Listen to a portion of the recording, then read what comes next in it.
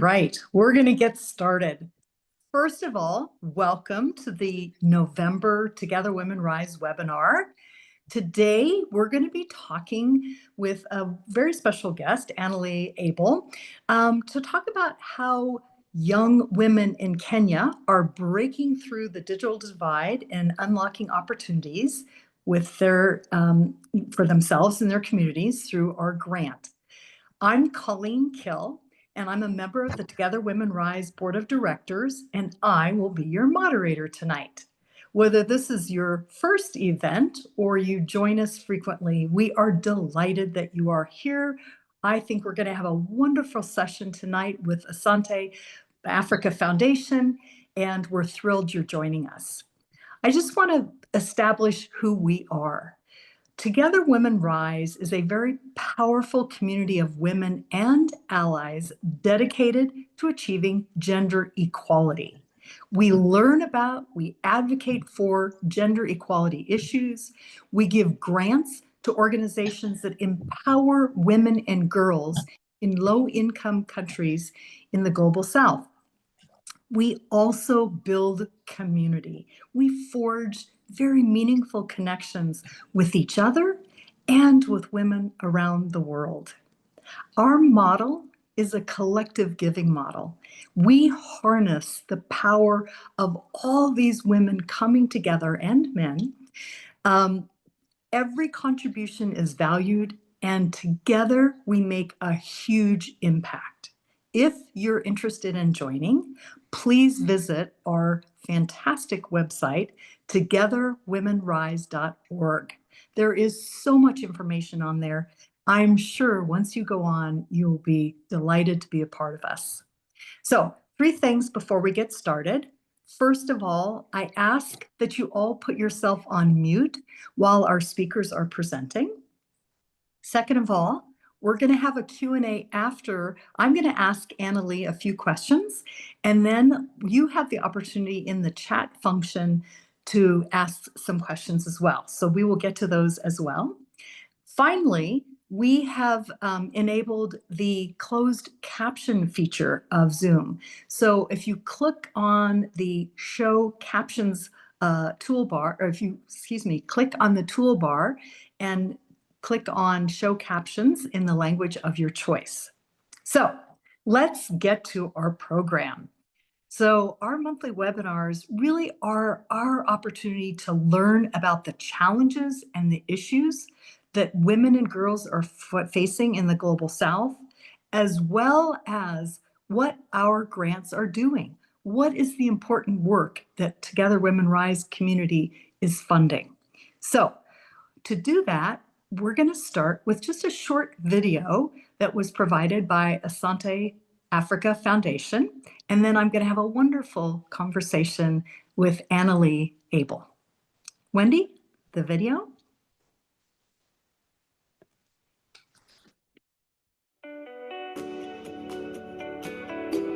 My name is Faith Blessed Chepngeno, the Strategic Partnership and Development Associate at Asante Africa Foundation. Turkana is one of the most remote and arid places in the country. It's a region marked by chronic drought, extreme heat, and very limited infrastructure. In fact, daily life there can be incredibly tough, especially for women and single mothers. Many of them rely on small-scale trading or casual labor just to feed their families. And even then, access to clean water, healthcare, reliable income, or quality education is still a struggle. But it doesn't stop there. These women are also navigating deeply rooted gender norms, cultural barriers, and the rising effect of climate change, all of which make survival an uphill task. So when you put all that together, they are facing what I'd call a triple threat. 1, lack of economic opportunity. 2, strongly entrenched gender norms. And thirdly, a digital divide that locks them out of today's 21st century job market. And this is what exactly the EmpowerHer initiative is designed to respond to. In partnership with Together Women Rise, we equipping mothers and young women with certified digital literacy and STEM skills. These are not just any skills, They are practical, future-ready, and designed to open doors in male-dominated fields, which give women a stronger voice in their communities. Our model is holistic, and it addresses 3 critical barriers. First, we are helping to close the technical skills gap by providing hands-on training from basic computer literacy all the way to advanced STEM pathways. Secondly, we are addressing limiting gender norms through empowerment workshops where women get the space to reflect, gain confidence, and connect with each other. Thirdly, we are working to break the cycles of poverty by creating income-generating opportunities. So when women can start to build sustainable livelihoods and support their families with dignity. From the previous implementation, the results have been truly encouraging. We've seen 85% of graduates secure employment, and even more inspiring is that young sisters who've seen these women grow are now stepping up and saying, I want to learn this too. So for us, this isn't just a program. It is a movement that transforming lives, shifting mindset, and planting seeds of hope that ripple all through families, schools, and entire communities. Now, instead of just hearing from me as a staff in Asante Africa, I would love you to hear from our active participants. I hope in future to finish my education and also to be financially stable in order to make a happy life for my child. I'm looking forward in this program to start and run a business. Being selected in this program means so much to me. It's a chance to learn new skills and to also give back to the community what I have acquired through the program. The skills that this program offers will make me to grow my business. The reason why I joined this program is to acquire knowledge in digital program and to start a business. I would like to advise young single mother to look to start and run their business that help them. I will advise to young mothers that are at the village though life is sad, but still if you have your own dreams, you will achieve it. If you believe in yourself that you will make it, you will make it. What I will advise young mothers outside there is to never give up on yourself and keep pushing towards your dream, because there is no one outside there that will come and bring you out of your problems and help you apart from yourself.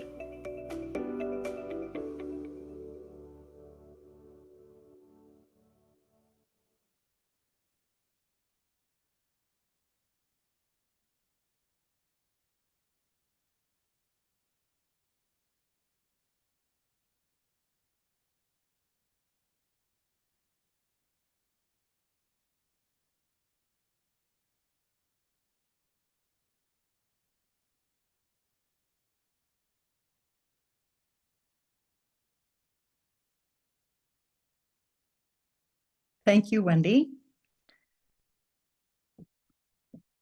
I think the video is done, so we'll get started with our questions. We are so lucky tonight to have Annalee Abell. She's the Development Associate at Asante Africa Foundation.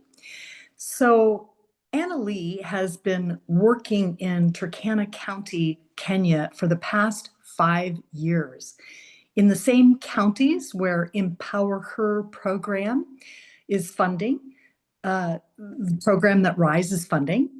And her work with the Asante Africa Foundation involves development, resource mobilization, along with curriculum writing for Asante Africa's educational programs. She has over a decade of experience in the educational settings, and her 5 years in Kenya in this area. Annalee is so eager to share with us the impact of the EmpowerHer program, the one that RISE is funding. So let's start with our very first question, Annalee. So Asante Africa Foundation began in 2007. with a vision to really educate and empower youth in East Africa. So tell me what inspired its founding and how has that vision evolved since 2007? Hi, everyone. That's a great question. First, let me start off by just saying I'm really honored to be with you guys this evening and to represent Asante Africa Foundation and tell you guys all about the great work that we're doing. I love talking about Northern Kenya. I'm just so passionate about it, so I'm really excited to talk to you guys tonight. So Asante Africa Foundation was the vision of three women. Helen from Kenya, Emmy from Tanzania, and those two met Erna Gross from the United States. And they collectively decided from the beginning that more kids in East Africa needed to go to school. So Asante Africa at its conception was mostly focused on scholarships. How can we ensure that kids can stay in school? For those of you that are unfamiliar, most of the East African countries don't subsidize their education. So if you want to pay, if you want to go to school, you have to be able to pay. And that is a big roadblock for a number of youth. So initially scholarship based, focusing specifically on the girl child to begin with. The foundation has evolved over the last decade. We still do scholarships, but we also realized that there was a big hole in skill-based learning in East Africa. So we have evolved into 3 interconnected programs that are designed to give kids the skills to thrive once they leave school. So while we are still focused on ensuring that they have what they need to remain in school, whether that be scholarships or school supplies or uniforms or fill in the blank there, we also want to make sure that they're equipped with the skills that they need to compete for employment once they matriculate. So I would say that's the best way that Asante Africa has evolved, and we are constantly looking at what is the need on the ground and evolving from there. Great. So I know that this is a very remote, dry, difficult area to live in. And for many of these single mothers in this rural Kenyan area, opportunities must just feel like they're out of reach. So let's start with just talking about some of those daily challenges that these particular women face socially, economically, culturally, when it comes to just pursuing education or work. Yeah, so the women in this part of Kenya, and yes, very remote. I think desolate is actually a good adjective, extremely hard to reach. The temperature in this part of Kenya is around 97 degrees every day, all day. It might go down to 90 at night. So the way I like to describe the climate is like summer is forever. It's forever and it's always there. So yeah, obviously the climate itself presents just a challenge for individuals in general. Very little grows there. Water is scarce. There's only certain type of livestock that can really exist in that type of an environment. So I think that's issue number 1. Issue number 2 is because of how far away it is from, the capital city, Nairobi, it's kind of a forgotten part of Kenya. The transition rate for young girls to secondary school is like 12%, and I'm not making that up. It is extremely low. Wow. Most girls, and because of the poverty levels, families cannot afford to send their girls to school, so they will prioritize their male the men in their family first. And so a lot of the girls, if they are able to then, let's say they get an education, their housework comes first. In Turkana County, women, young girls, doesn't really matter the age. They have to deal with the domestic stuff first. And specifically the issue of water is one of the things that they have to deal with on a daily basis. So you will see, it is very common to walk around any part of Turkana County and seeing young women who should be in school out digging for water and trying to find some kind of borehole. So that could take all day. So, you're seeing girls not finish school, they get home, there's not enough to eat. It makes them very susceptible to early marriage. It makes them very susceptible to gender-based violence. And because of the remoteness of Turkana County, there's not a lot of job opportunities, and those job opportunities are going to go to men first. So it's our vision to make sure that the girls have the skills they need so they can make money on their own and they don't have to rely on somebody else. Right. We all understand that access to the digital economy can transform your life. And yet these women and girls are totally left behind. So, especially with the digital divide, how is it affecting these women in Turkana and Samburu counties? And So what's this project doing to help bridge that? absolutely. So, the Kenyan government has made a massive investment in digital infrastructure across the country over the Oh, good. last 4 or 5 years. So, Okay. this program is partially responding to that digital investment, if you will. Hmm. But I think you hit the nail on the head, right? Digital access is definitely a challenge in this part of Kenya. And particularly if you do not have, we can equate digital access with financial freedom at this point, because if you do not have digital access or digital skills of some capacity, you will Hmm. not be competitive for jobs. You will not be able to drive any kind of micro enterprise that you have to the next level to make money to at least sustain your family. So, again, when we think about like digital divide, if a family has money, the money is going to go towards the male first, and they're going to get the computer or the cell phone or whatever it is first, as opposed to the woman. Um, but if we can empower young women to gain some of these digital skills, and we're talking about skills like coding and website development and things that would translate to a tangible job Job. at Okay. at Yeah. the end of this. Ultimately, what we're hoping to achieve, and our past results certainly suggest that we are succeeding, is to ensure that women have skills to compete for digital jobs, but that they also have the digital skills to maybe boost any kind of micro enterprise or business that they had previously established. Right. And we did hear that in the videos that Mhm. these women want to start their own business. Yeah. And some of So, them do. Some of them have yeah. like little income generating activities that they are already engaging in. But if they can obtain digital skills and understand digital marketing and how to present themselves online, which is a small component of what we're doing, then it's just going to drive their income, allow them to sell more products, so on and so Right. forth. So I understand that the DEEP program, which launched in 2021, combines both digital training with leadership and entrepreneurship. So I'd love for you to kind of walk us through what a participant's journey might look like and what kind of transformation you've seen along the way. Our deep apprentices are incredible. So let me answer the what does it look like in the program? Yeah. So when they join a cohort, we take a survey to try to figure out what kind of skills do they already have.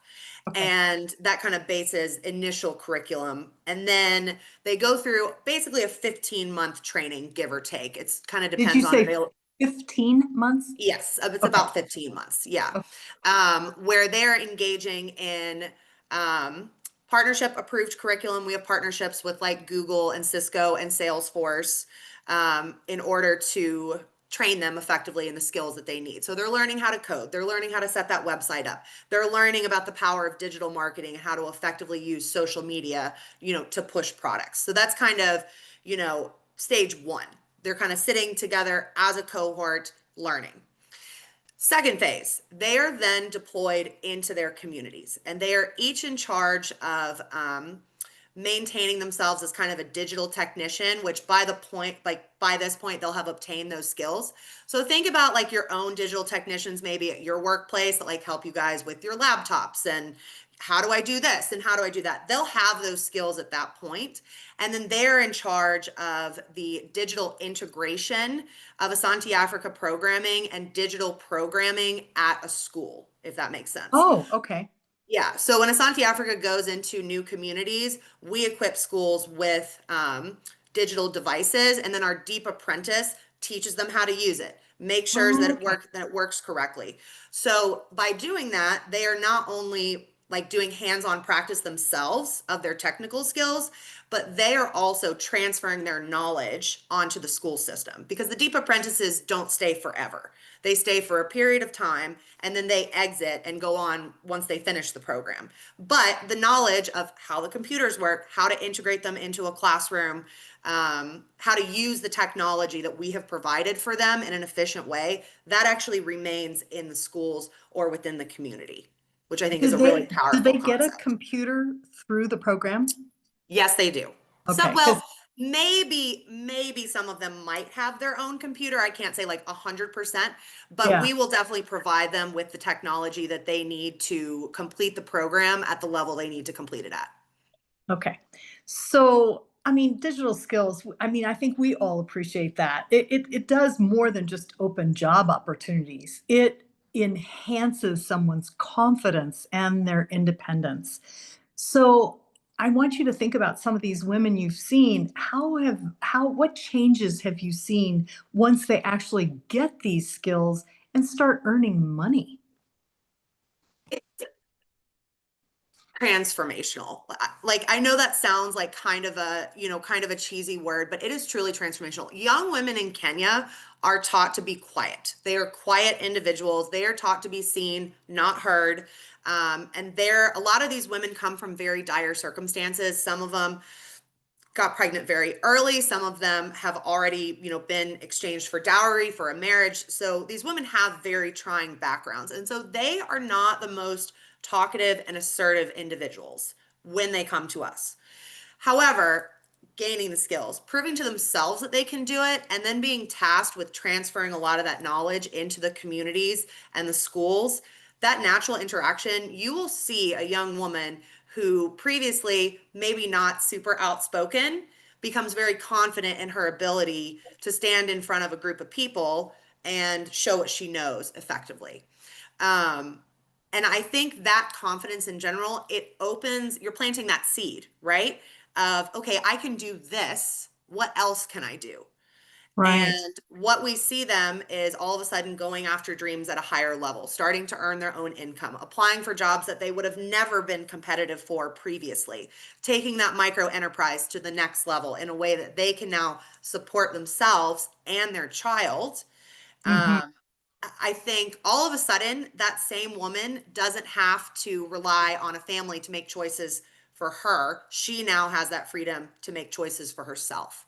And it's almost like watching like a flower bloom. You put a seed in the ground and, the flower comes up and shows, what it's capable of and how incredible it is. Yeah. Yeah. And so, you know what? I'm getting excited hearing this.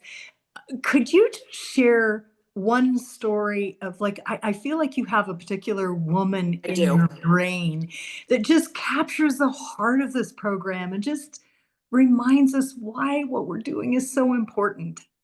So I have a great example. So we just started training the first cohort Okay.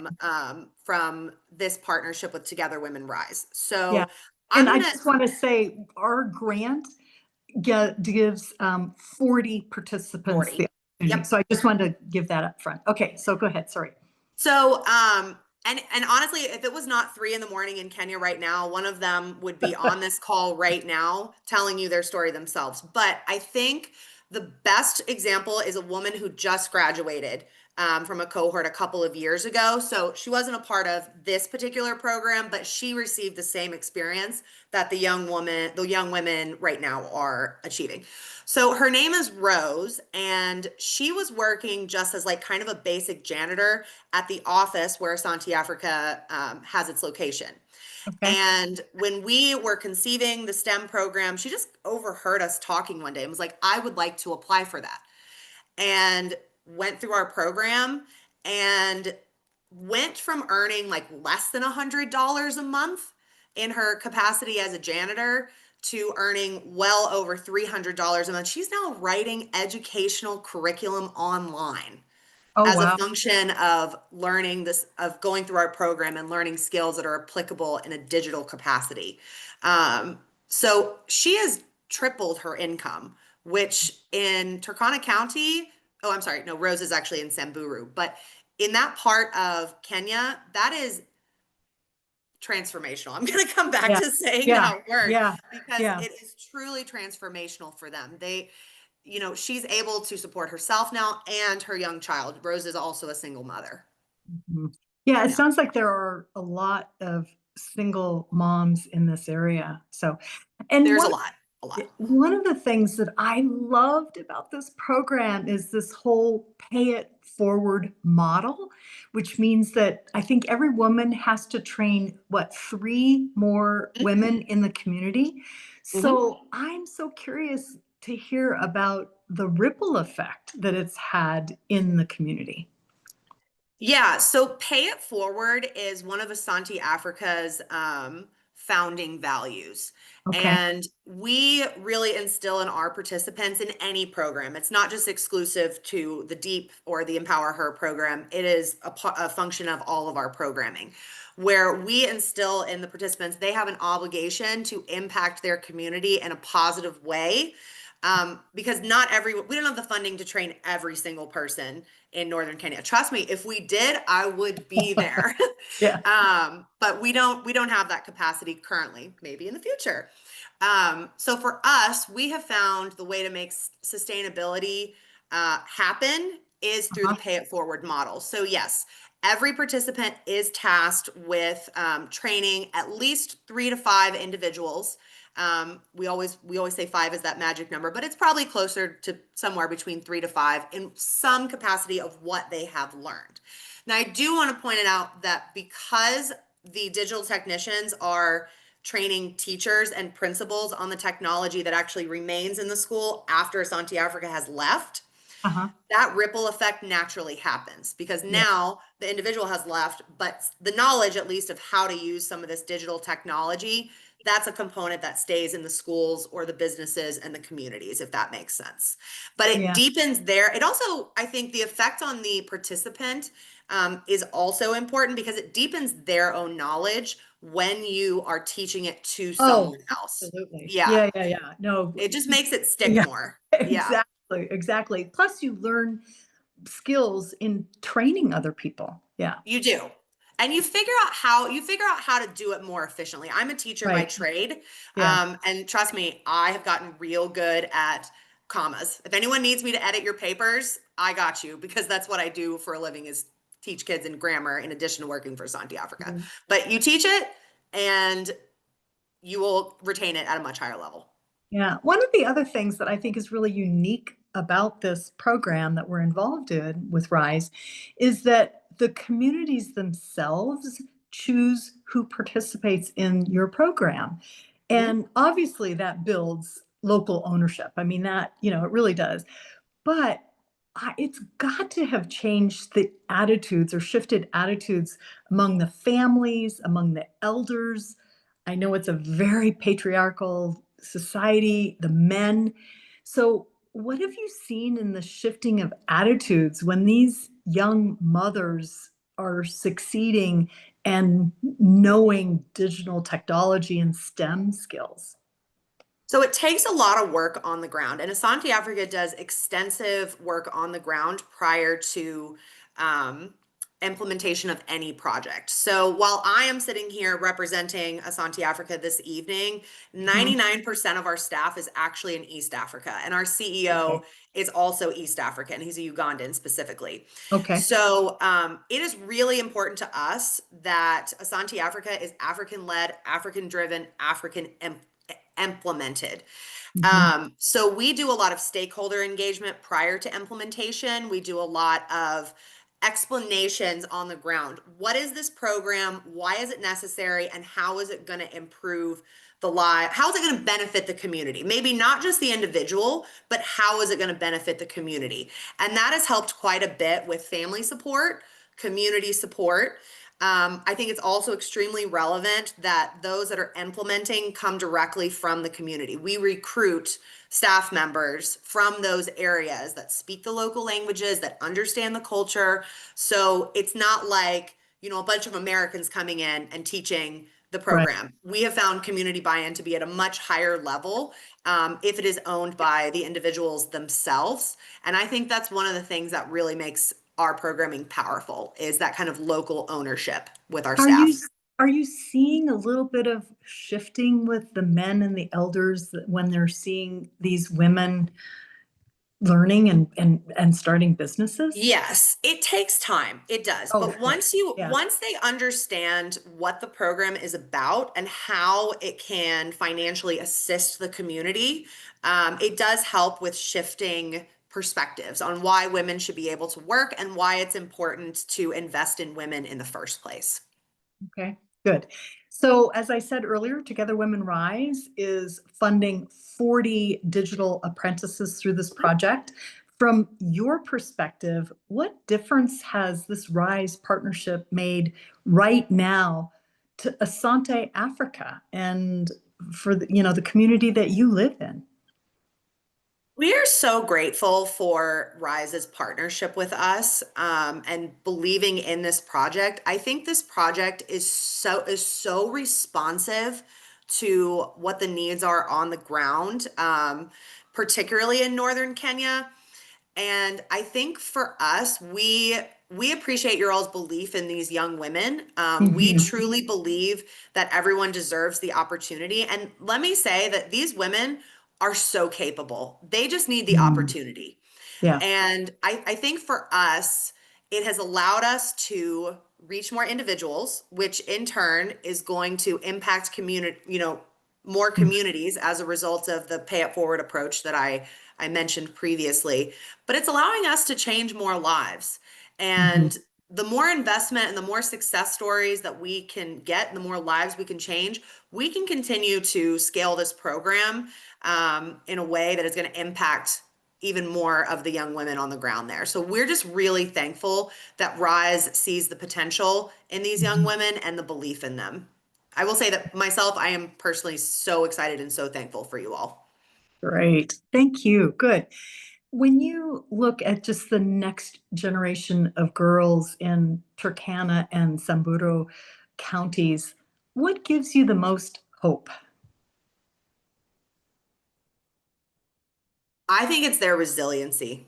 Mm, These women have so many things to overcome and very few people supporting them. mm, And they just will never quit. They want to learn, they want to be educated, they want to have that opportunity. That's all they're asking for. And I've had the pleasure of meeting some of these women and just engaging with these communities. And, these people are not asking for pity. They are asking for an opportunity. And I want, and Asante Africa wants, young women to just have choices and agency over their own lives. Digital education is a way out for them in that way, a way for them to make their own choices, a way for them to live the lives of their choice, whatever that looks like. okay. And so I think resiliency is what makes me continually excited to work with these communities. And yeah, I hope that answered that question. Yes. Annalee, Asante Sana. Karibu sana. Asante Sana is thank you very much in Swahili. And Karibu sana means you are so welcome. So I've talked enough. Wendy, I know there's been a lot of questions in the chat. So can we get to some of those questions for Annalee? Absolutely. So one of the first questions was about your participants and are they all single mothers? And how do you choose the young women who will participate in your program? Great question. To answer the first one, yes, they are all single mothers. That is part of the criteria for this particular component of the EmpowerHer initiative.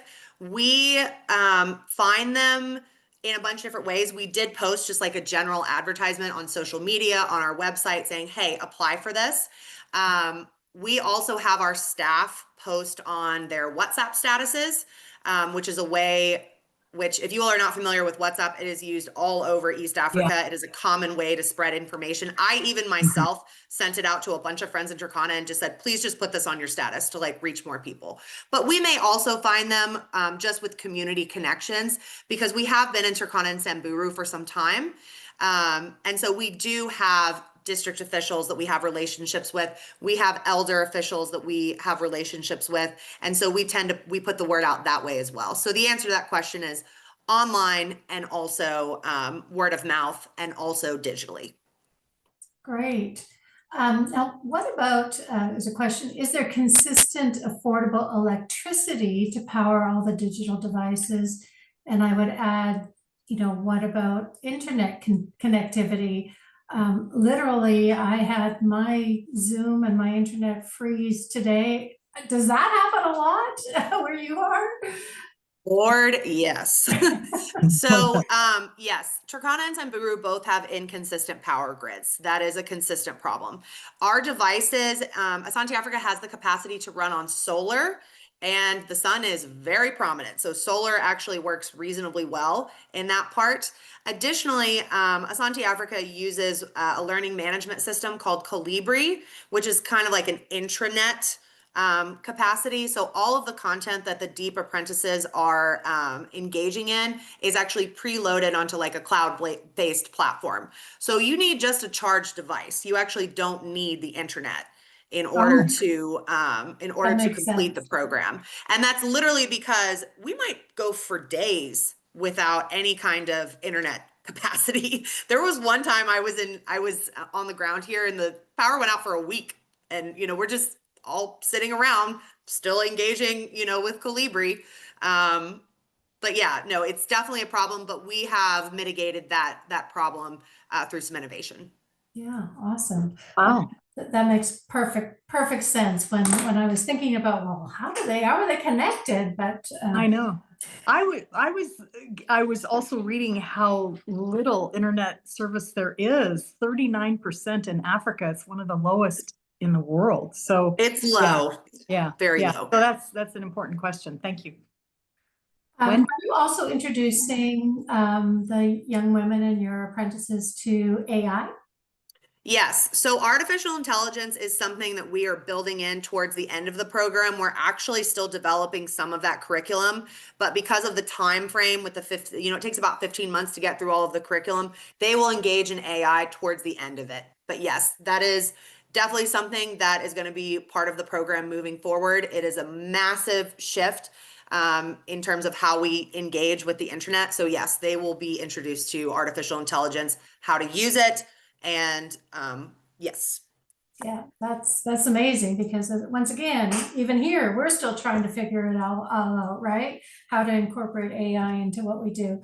Now, what about employment for the women? I know many of them will start a small business and will maybe use their digital skills, but do any of them leave the area to go and work and use their digital skills and for tech companies or anything like that?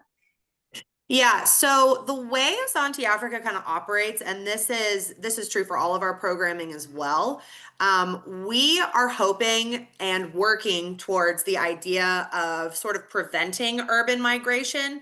We want them to be able to make money where they are, and so they don't have to go off to Nairobi to get a job per se. Now, some of them do. That just a fact. Some of them obtain these skills, apply for jobs in Nairobi, they're gone. But for a lot of them, they're very tied to their communities, particularly Turkana, less so for Samburu. Those people are very proud of where they come from, and they are interested in remaining there and making their communities better, if you will. So it kind of depends on the individual. If they already have a micro enterprise or a business, they are more likely to stay local and kind of build out that business using the digital capacity that they've gained. Some of our graduates have gotten online work. Training artificial intelligence is kind of the most common one that's kind of come up recently, but we've seen people hired to write code. We've seen people hired to write digital curriculum. So it sort of depends, like individual to individual, but the majority of our participants do remain in the area and in their communities. And try to make money off the skills that they have gained. Awesome. I think that is all the questions we have in the chat, but you are such an enthusiastic representative. Tell us your story, how you first got introduced to Kenya and to Asante Africa. You shared before we started the webinar that you just love the country and the people. Tell us a little bit more about that. So I am actually a teacher by trade, and I'm currently not on the ground in Kenya. I'm actually here in Washington, D.C. And I started off volunteering in a Catholic school in Turkana County. And I did that for a couple of years. And then I wanted to have, I guess, an impact at a higher level, reach more individuals. And Asante Africa is doing exactly the type of localized work that I think is effective to enact real change. Because I had the opportunity to observe kind of other NGOs that were in the area, and it was very light touch stuff, if you will. Asante Africa is really empowering individuals to gain skills in a way that is life-changing for them in a lot of ways. And so I have had the honor to work for Asante Africa now for 3 years as resource mobilizer, development associate. But because I have a decade of teaching under my belt all over the world, in Kenya and back here in the US where I currently am, Asante Africa also allows me to write some of the educational curriculum for like our literacy and numeracy program. So I'm not involved in the curriculum for the DEEP program. But I just love the area. Turkana County is always where you'll find me if I can be there. I've sponsored a few kids and put them through school. And I just believe wholeheartedly in what Asante Africa is doing and the work that and the change I think we're enacting. And yeah, I feel lucky to work for this organization. I feel honored. I wish one of the participants could be here to talk to you guys, but I feel honored to represent them. I could never really speak for them, but I'm honored to at least have the opportunity to represent them to you guys. So, yeah, if anyone wants to talk to me more about Asante Africa or Kenya or Tanzania or Uganda, I am available. There's been another question just pop up. What basic education level do the participants come in with? And who is designing the curriculum? Okay, so the curriculum is designed by Asante Africa digital transformation staff. It's built out by digital experts that work for us. To answer that first question. Second question, the education level does vary. We have had individuals in the program before who did not even finish high school. That was not necessarily a criteria here. At least the 10 that we have the first cohort that we have recruited, they have cleared high school, but they don't have the capacity to go on to university, if that makes sense. So this is their way of learning some kind of trade. So it does depend. Some of them have finished high school, some of them have not. It sort of depends year to year. And how many participants are involved in addition to the ones that we're funding? How many apprentices do you usually have? So it does depend on funding capacity that we have, year to year. The more money we have, the more apprentices we've had. We've had over 75 graduates of the program since it started. This year we're having, in addition to the ones that RISE has, we have over 25 in addition to the ones that RISE is funding. And that number will increase. We will have a second cohort that has more individuals, but we tend to scale our cohorts where the first cohort is usually a little smaller just to get the program off the ground. And then we have a larger cohort in the second round. Awesome. All right. I do think that is the end of the questions, Colleen. Annalee, you are very, very passionate. We appreciate your enthusiasm, your thoughtful answers, and just being such a good representative of Asante Africa Foundation. You've done a lovely job tonight and really inspired us and made us feel good about what we're doing with your organization. So thank you. Can I say one thing real quick, Colleen, before you wrap up? Please. And I don't want people to leave because I've got a couple things. Okay, go ahead. Yeah. No one leave. So I just wanted to say, so I'm located here in DC for the next few months. So if there is a RISE chapter that would like me to come to a meeting to talk about this more in depth in the area, I would love to do that. Yeah, I would love to speak about how how the money you guys are putting forward is impacting these young women in even a deeper capacity. So if there are any RISE chapters on the East Coast that are nearby, I would love to come to a chapter meeting. So let me know. We will put that out there because we do have quite a few chapters there. So great. Good. So 3 quick things. I've got some great news. So stay with me. Number 1, we had a matching challenge of $100,000 that was reached. Every dollar was claimed by October 31st. So I'm so proud of this community of members that we doubled that $100,000 matching gift. We are halfway through our goal for the annual appeal, which is $800,000. If we get our goal of $800,000, we can fund 6 more grantees in 2026. There is not a greater time or a more important time to step up. Every dollar matters. So I'm asking you to donate to the annual appeal.